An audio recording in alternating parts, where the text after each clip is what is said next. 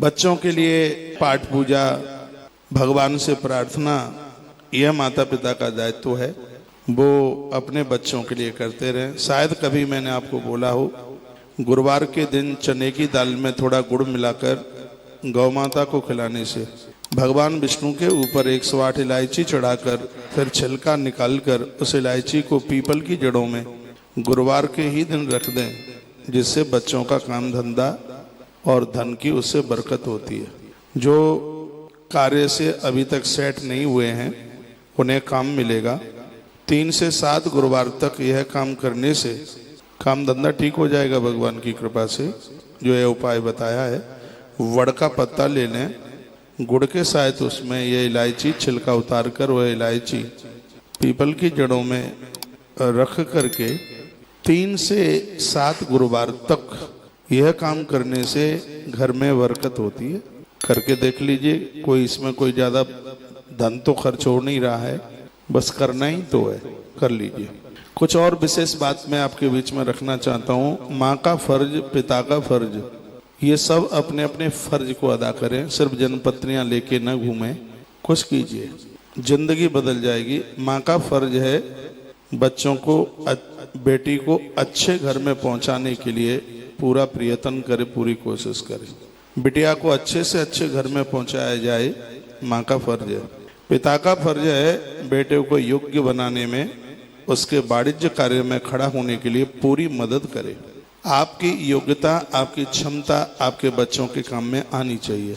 योग्य है व्यक्ति, ज्ञान कभी भी बूढ़ा नहीं होता है, और ये अकल आपके पास है, हुनर आपके पास है। कोई भले ही आपको ये कहे कि तुम 80 साल के हो गए और अभी 84 के चक्कर में आप पड़े हैं, आपकी योग्यता बच्चों के काम आती है। उन्हें हुनर दीजिए। आपने दुनिया बहुत पहले से देखी है। मैं आपको बहुत निवेदन करके कहना चाह रहा हूँ, आपकी योग्यता बच्चों को योग्य बना देगी। उनको तरीके बताइए, धन कमाने के उन्हें तरीके बताइए। पिता का यह फर्ज है बेटे को योग्य बनाने में, उसके वाणिज्य कार्य में खड़ा होने के लिए पूरी मदद करे। ध्यान रहे, ऐसे कार्य के लिए प्रोत्साहित करे जिसमें किसी भी प्रकार का उस व्यापार में अन्याय न हो, किसी भी प्रकार का अपराध न हो।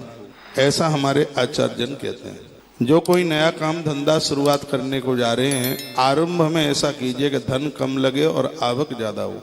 ऐसे बहुत काम हैं जिनमें पहले पैसा कम लगाना पड़ता है और उसमें प्रॉफिट ज़्यादा होती है। पहले इस बात के ऊपर ये ध्यान दिया जाएगा। आज के इस प्रवचन में और भी कुछ बातें, मैं घरेलू संबंधी बातें, जो कथा में वो पूरी बातें नहीं हो पाती हैं, क्योंकि फिर वो प्रसंग का वो चैप्टर हटता है, वो कहानियाँ, वो कथाएँ वो छूटती हैं। इसलिए रात्रि का यह प्रोग्राम इसके लिए बड़ा लाभदायक है। यह तो मैंने थोड़ी सी आपको व्यापार की बात की है, लेकिन उन बच्चों की बहुत तरक्की होती है जिनके पास में चरित्र है, जिनके पास संयम है, जिनके पास शीलता है, जिनके पास शालीनता है, जिनके पास विनम्रता है। कस्टमर भी दौड़ दौड़ करके उनके यहाँ आते हैं। आइए कुछ थोड़ी सी बातें हैं। चरित्र हनन ये एक बहुत बड़ा रिपू है, समाज का अमंगल करने वाला है। और देखिए, इसके लिए रिपु शब्द का प्रयोग किया है। मैं निवेदन करना चाहूँगा, माँ का ध्यान यदि बेटी के ऊपर रहेगा, ये बहुत दावे के साथ बात कही जाती है, बेटी गलत चुनाव नहीं करेगी, गलत रास्ते का चुनाव नहीं करेगी यदि माँ का ध्यान रहेगा तो। माँ की कमजोरी की वजह से ही बच्चों के चरित्र का हनन हो जाता है। बच्चों के बारे में जितना माँ को पता होता है उतना पुरुष को पता नहीं होता। वो भोली इतनी है, सीधी इतनी है कि बात को दबा करके रखती है और वह बताती नहीं। मैं बहुत बड़े आचार्य जनों की बात, पढ़े लिखे उन दीर्घजीवी लोगों की, उन महापुरुषों की बात आपके बीच में रख रहा हूँ, जिन्होंने यह बात कही है कि माँ का जब ध्यान होता है तो बच्चे चरित्रवान होते हैं। बेटी कभी गलत रास्ते का चुनाव नहीं करती जब माँ का ध्यान है। पुत्र भी गलत रास्ते का चुनाव नहीं करता, माँ का ध्यान है।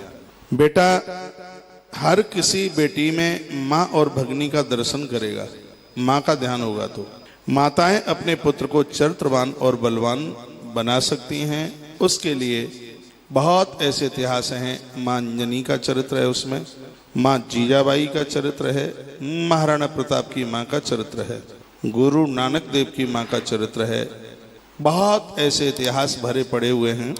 माताओं ने अपने बच्चों को बलवान बनाया, चरित्रवान बनाया, ये माँ की ताकत रही है। पिता अपनी संतान को बुद्धिमान और कीर्तिवान बनाता है और धनवान बनाता है। यह शब्द द्वारा से मैं बोलना चाहूँगा।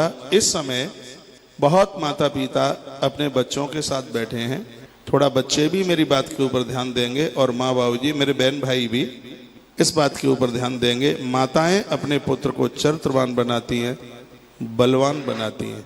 पिता अपनी संतान को बुद्धिमान, कीर्तिमान और धनवान बनाता है। ये तीन चीजें पिता देता है। समझने वालों ने, कहने वालों ने, उन महापुरुषों ने कहा कि सोने को परखने के लिए चार बातें होती हैं। यथा चतुर्भि कंचनम शीलेन छेदेन ताप ताड़ने। सोने को रगड़ा जाता है, काटा जाता है, तपाया जाता है और उसको पीटा जाता है, तब पता चलता है कि ये शुद्ध सोना है, नहीं तो पता नहीं लगेगा। नहीं तो सोने के चक्कर में पीतल ले आओगे। सोने को परखने में चार चीजें हैं। आदमी को समझने के लिए भी चार बातें हैं जो माता पिता से हमेशा मिलती हैं। तथा चतुर्थी पुरुषम परीक्षते त्यागेन शीलेन गुणेन कर्मणा।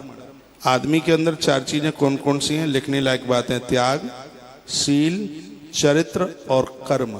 यदि बढ़िया इंसान होगा, बढ़िया आदमी होगा, ये चार चीजें जिसके पास होंगी वो बढ़िया होगा। त्याग यानी देने की भावना, शील विनम्रता, चरित्र इंद्रियों को अपने वश में काबू में रखना। जो बच्चे चरित्रवान होंगे मन मुताबिक विवाह नहीं करेंगे। वो जिनके अंदर त्याग की भावना होगी जीवन माता पिता के लिए निकाल देंगे। जिनके पास शील होगा वो वृक्षों को भी राम राम करके चलेंगे। चौथी बात है कर्मणा। ये चौथी चीज जिनके पास में होगी वह है बिना कर्म किए तो जल भी नहीं पिएंगे। जैसे सोने को स्वर्ण को परखने के लिए चार चीजें चाहिए, उसी प्रकार से इंसान को परखने के लिए भी चार चीज चाहिए। एक है त्याग, दूसरा है शील, तीसरा है चरित्र और चौथा है विशुद्ध कर्म। माता पिता संयमित जीवन जिए, पातिव्रत धर्म का पालन नारी करे तो बच्चे चरित्रवान बनेंगे, धनवान बनेंगे और विद्यावान बनेंगे। ये माता पिता को चाहिए। नदी तीरे चाहिए वृक्षा परगे है सुखामिनी, मंत्रहीनाश राजाना शीघ्र नश्यंत संशया। मैं फिर बोलूंगा ये श्लोक।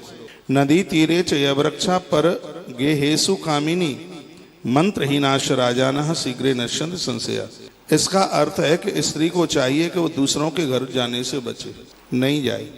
नारी को चाहिए कि दूसरे के घरों से जाने से बचे, ज्यादा से ज्यादा वो अपने ही घर में रहे। विवाह के बाद इन नियमों का जरूर पालन करे। बड़ी दीदी के यहाँ तो कम से कम ही जाए। हाँ, कम से कम। आप सब अनुभव भी हैं, मुझे ज़्यादा कहने की बिल्कुल ज़रूरत नहीं है। बड़ी कथाओं में इस बात के लिए प्रमाण भी दिए गए हैं। विवाह हुआ, अपना घर संभालिए, परिवार संभालिए। कहाँ इधर उधर घूमने की ज़रूरत है? कहीं किसी के घर में फालतू व्यर्थ में मत जाइए। इन सब चीज़ों का असर संतान के ऊपर पड़ता है। बच्चों को संस्कारित बनाना, ये सब चीज़ें बाजार में मूल नहीं मिलेंगी। आपको करना है। आपको बेटी कहाँ देना है, आपको किसकी बेटी को अपने घर में लाना है, ये चुनाव आपको करना है।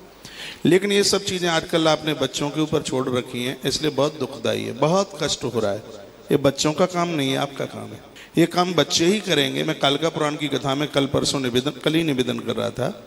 यदि यह काम आप बच्चों के ऊपर छोड़ देंगे तो फिर आपको क्या करना है, आप क्या करेंगे फिर?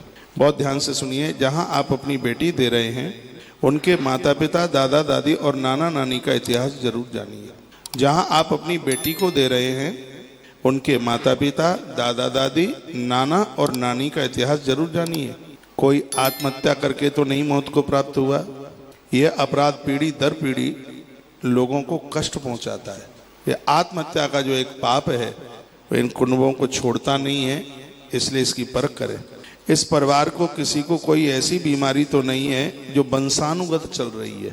ऐसी बहुत बीमारी हैं वंशानुगत जो चल रही हैं, वहाँ भी संबंध करने से थोड़ा रुकिए। ऐसा परिवार तो नहीं है जो धन के भूखे हैं, उनके अंदर मानवता की प्यास ही ना हो, सिर्फ धन की ही प्यास है। कृपया ऐसे लोगों से भी बचिए।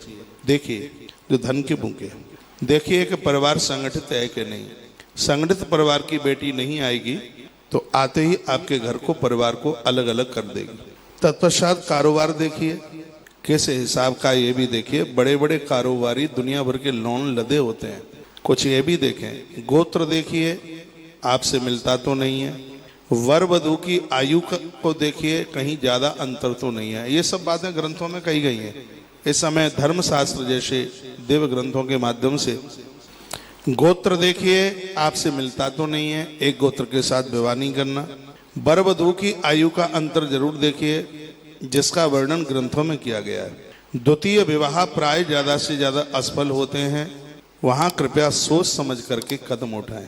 जो दूसरे विवाह होते हैं, जिनको पुनर्विवाह कहते हैं, बहुत कम ही रूप से वो टिकाऊ हो पाते हैं। थोड़ा उसके ऊपर ध्यान देंगे। आप अपने बेटे के लिए बहू ला रहे हैं, उसके गुण देखिए। क्या गुण हैं जिस कन्या को आप लेके आ रहे हैं? स्वस्थ होनी चाहिए, जिससे वह आने वाले समय में अच्छी संतान को जन्म दे सके, कोई बीमारी ना हो। ग्रंथ में लिखा है जिसकी बेटी इतनी बीमार है और उसके उन छुपे हुए रोगों के बारे में आपको पता है, ऐसी बेटी को आप किसी को देते हैं तो जघन्य अपराध के भागीदार बनते हैं। ऐसा महात्मा याज्ञवल्क्य ने अपनी स्मृति में कहा था। वो आपको जानकारी है, लेकिन आप तो आफत काटना चाहते हैं। नहीं, ऐसा छलाव किसी के साथ ना किया जाए। हमारे धर्म शास्त्रों ने ऐसी हम लोगों को प्रेरणा दी है, हम उन बातों को माने। जो मानसिक रोगी है, उसके मस्तिष्क में कोई किसी प्रकार का रोग है, ऐसी वधू अपने घर में ना लाइएगा, भले ही बेटा कुंवारा रह जाए, अविवाहित रह जाए। उसकी मानसिकता मजबूत होनी चाहिए, जिससे घर का अच्छा माहौल बने। व्यवहार कुशल होना चाहिए। आजकल आप बच्चा देखते हैं, रंग रूप देखते हैं, हाइट देखते हैं, विचार थोड़ी देखते हैं। हाइट देखेंगे, लंबाई चौड़ाई देखेंगे, मानसिक बातें कहाँ देखी जाती हैं? रंग रूप देखा जाएगा, चमड़ा चमड़ी देखी जाएगी, मानसिकता नहीं देखी जाती। व्यवहार कुशल, जिससे वह सासू ससुर और परिवार की अति प्यारी बहू बन सके, ऐसी कन्या खोजिए जिसके अंदर कुछ सुनने की भी ताकत हो। ये नहीं कि घर के लोगों ने कुछ कह दिया तो थैला उठाकर सीधे पियर पहुंची और जाकर के कह दे कि उस घर में तुम ही रह लो, मुझे नहीं रहना। तो ऐसी बेटी को बहू बनाकर लाइए जो व्यवहार कुशल हो, सुनने की ताकत हो। ऐसी बहू घर में होने वाली बहू छोटी मोटी परेशानियों में तो वो हिलती भी नहीं है, और ऐसी ही बेटियां किसी घर में पहुंच करके वृद्धों को संभाल पाती हैं। और जब उन वृद्धों का आशीर्वाद इन बहुओं को मिलता है तो परमात्मा शरीर से भले ही नहीं, लेकिन कृपा से उस घर में ही रहता है ईश्वर। ऐसा हमारे धर्मशास्त्रों में लिखा है। भगवान को पूजने वाली कन्या हो जो तुम्हारे घर की बहू बन के आ रही है। नारी के अंदर धार्मिकता और ईश्वर पर विश्वास करने वाली हो, जिसका असर उसकी संतान के ऊपर पड़ता ही है। भगवान को पूजने वाली नारी, उसके अंदर धार्मिकता हो, ईश्वर के प्रति विश्वास हो, जिसका असर उसकी होने वाली संतान के ऊपर पड़ता है। समर्पण, जो जीवन भर पति परिवार के साथ